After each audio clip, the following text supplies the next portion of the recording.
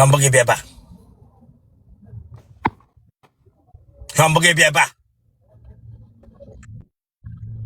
Yes. It is for them. I'm 24.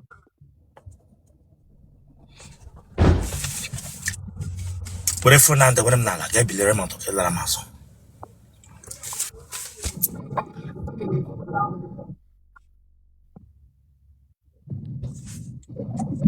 Madam get having Gabo.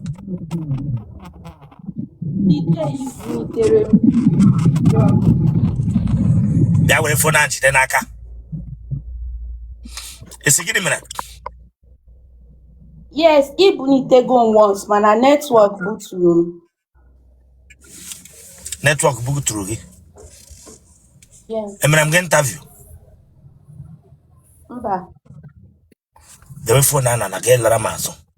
Not I be here. The way I get last off of man.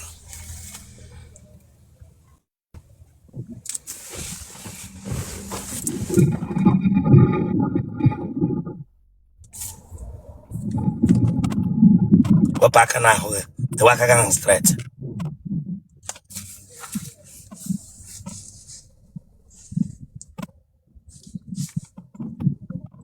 Me peg window ni na no there. Open those window.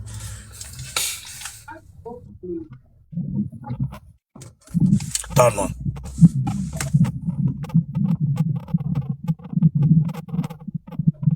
Weapon to the front, weapon to the front.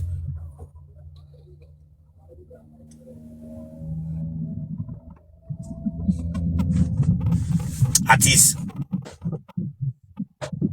At easy.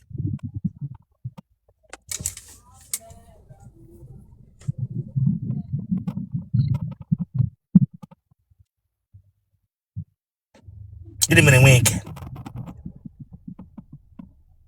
Huh? And when?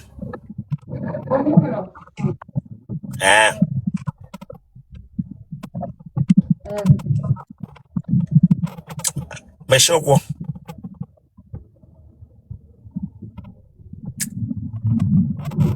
Ka wo ke leg ka straight leg na.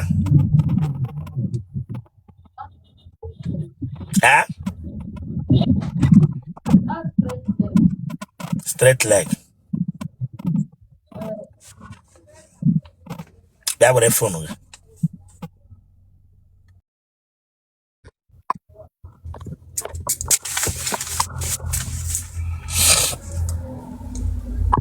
Again.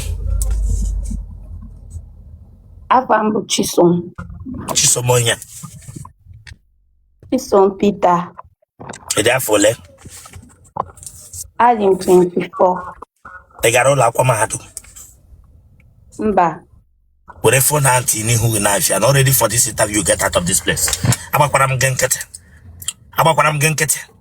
I won't wear him home get just making that get it home again. I come out t-shirt, man. Don't come here, give him a mokana.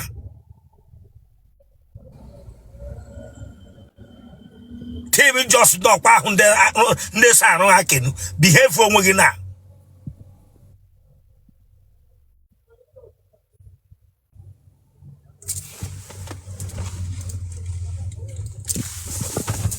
They will leak a naka, can there's a got me. You can't quite know what group.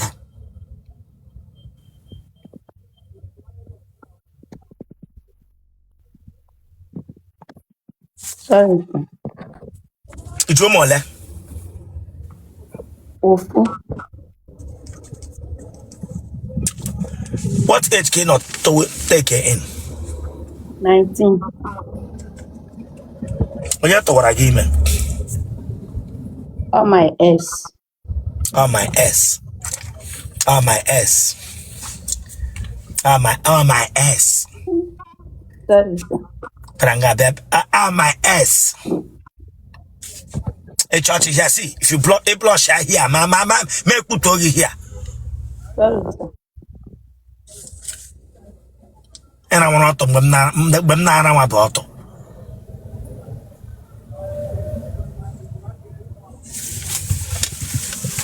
Retired but not tired. Single mother. Kade fresh eludi.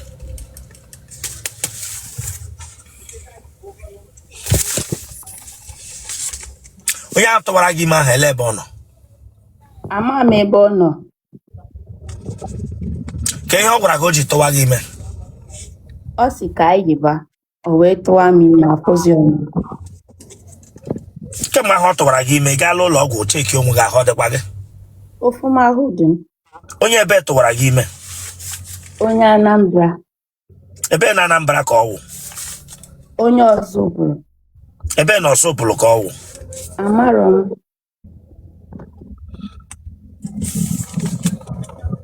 Di nwa atọwara ime iwe onye ebe. Onye Anambra. Ebe na Anambra ka ewu. Onye Nnewi South. Ebe na Nnewi. Onye Ukpo. Ebe na Ukpo. Onye Umudike. Ha? Umudike.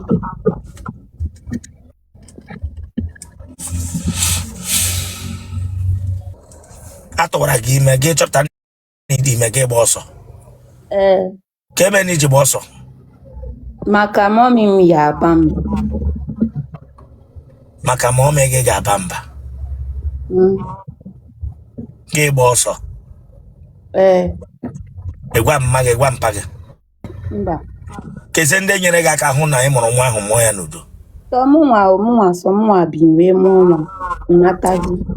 At the age of 19. Yes. Ịmụcha nwa bịa lọtazie ya dị unu. Wow. Nwa agbọghọbịa nwere obi. So mgbe ahụ dị ime ahụ ị mụrụ nwa ahụ gba ọsọ. Ka isi na-ekopu, ka isi na-survive, na-ata ahụhụ, na-survive. Mgbe ahụ m na-arụ ọrụ m save like 300 na pound. Ị na-arụ ọrụ ebe? Mgbe m na-arụ ọrụ keeki, abụ m ebeka. So that period m save 300. Njiri that one ga rent ụlọ. Gozie ihe babies. Onye atọwara gị ime ahụ ọ na-arụkwanụ gịnị mgbe ahụ? Ọ na-azụ ahịa. Ime ahịa ọ na-azụ ka ọ bọị ka ọ na-agba? Mba, o nwere boutique. Ya mega abandon. Ana ịma nga boutique ya nọ. Ị gakwanụ dị aga mitie ya? Mgbe m ga that side ọ nọzụrụ dị. Ọ nọzi dị ya?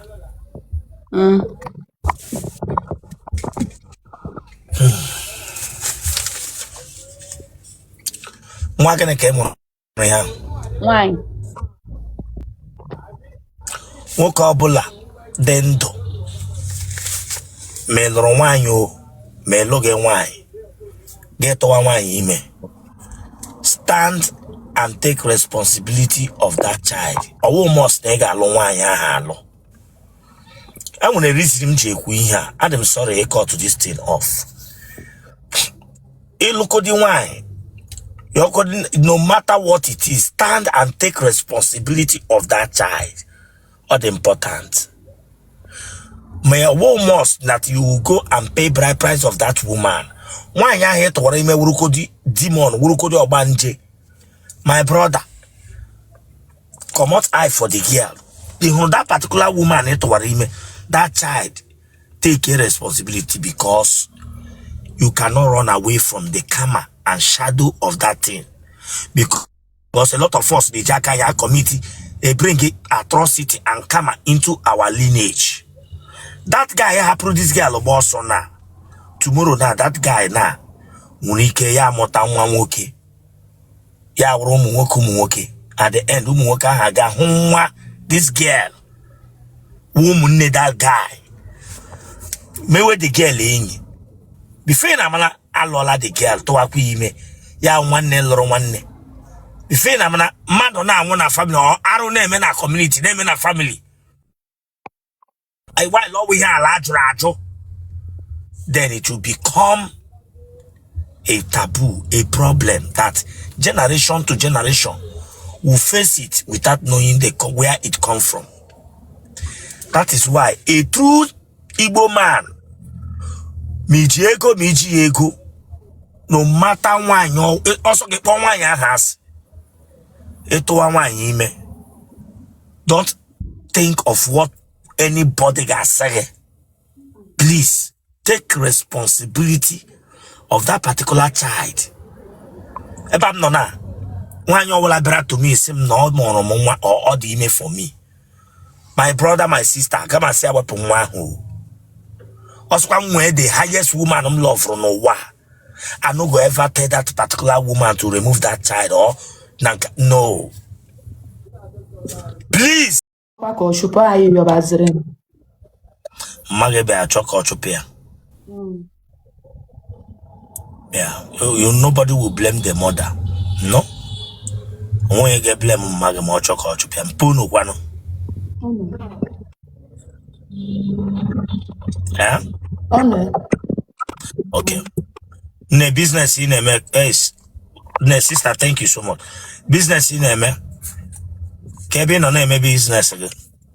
Oh na ya do ni meba na post gasie in one shop. Okay.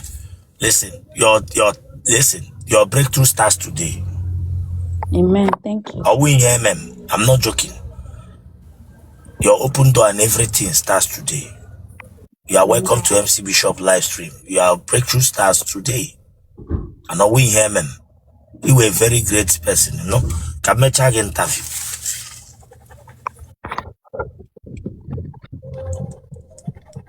Ebala Rambo.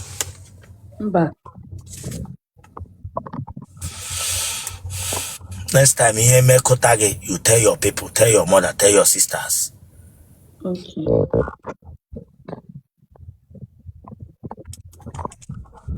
You won't know she with him, madam. Mba.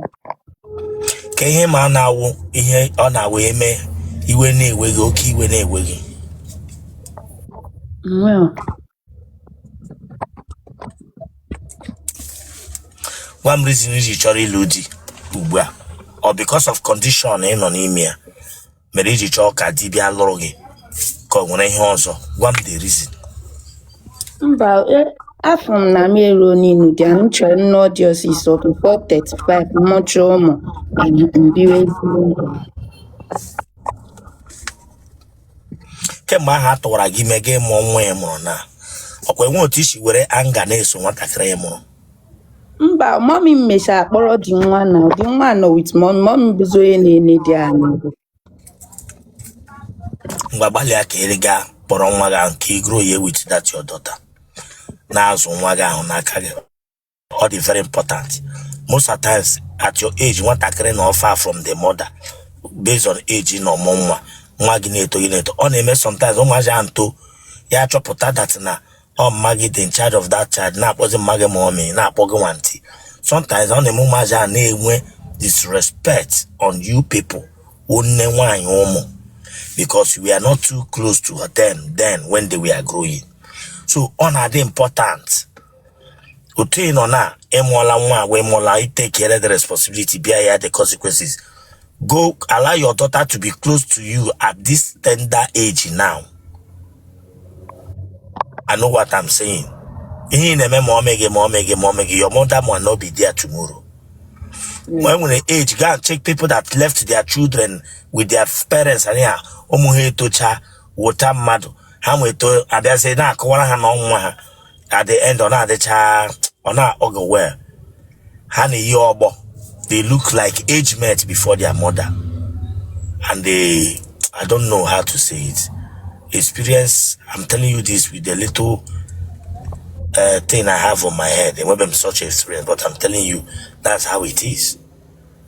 I don't know why my energy like your energy, but will do this thing.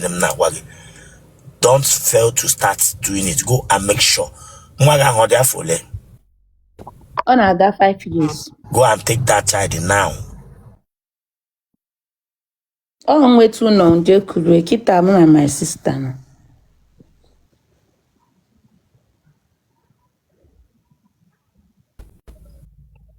Okay, na niya na wage na. Umu ko letra lage ke ma he mutra nwa. Ito. Ha meta ahụ. Ha tagagi with or without. With. Ịgbaga akwụla. Mba. And nwoke taa ntaka gị kemgbe ha taka gị nwe nke gwara gị okwu ọlụlụ Ha gwara m ịbụọ gwara m okwu ọnụ. ka ihe mee na-ele ozi ha Ofu ka ebe onye Kogi. Mwa chọrọ onye Igbo. ka ihe mere na o ji wụrụ naanị mmadụ Igbo mmadụ atọ niile tara then ndị nke Igbo ahụ ka ihe mee na ha alụ gị ndị nke Igbo ahụ Onye nke Igbo ahụ bụ onye military. Onye military. So mommy m si na nnukwu onye military na ọ ya ha dịkwa mma like that because ha anaghị anọ nso. That's why. nwa agbọghọbịa na-alụ nwa agbọghọbịa n'otele ndị amị ka o jerala okay mma ga-ese that means ịlụghị ahụ dị out of love ịlụghị adị based on ihe family pattern family decision. Mba, mụnwa like the guy but ọ na-abụ ha jebe course like this ha na-anọ 1 year this month on that kind thing ọ ya ha dịrị m easy like that. That's why. Okay, iji like amụ well. Mba o. Ị ga-anọli 1 year atala nwoke akwụ ya. Mma nọ uni na nwa ihe na-eme na nne afụ ego mma nọ uni. Mele nwaanyị na nwaanyị mbụ. Mba o. Ị nwere ihe ụmụ nwaanyị na-eji awụ n'ike? Mba. Atawa gị n'anyụ? Mba. Ị na-enye ube mbụ kemgbe ataga gị? Elekwana ihe ọtọ wee ịrara mụọ nwa dị na-atọ ara ma onye amị ọ wụrara gị enwe mgbe ị nyụrụ.